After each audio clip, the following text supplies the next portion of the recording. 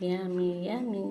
Hey guys, magbabalot ako ng isdang galunggong sa dahon ng talbos ng mangga.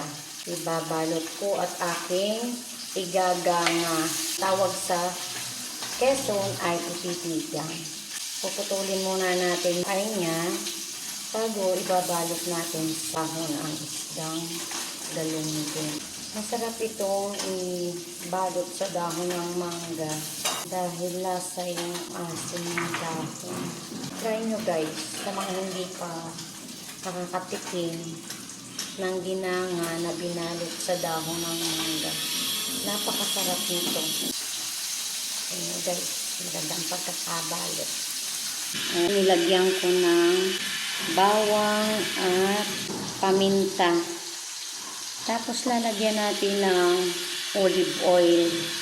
Kung wala namang olive oil, kahit coconut oil, pwede rin.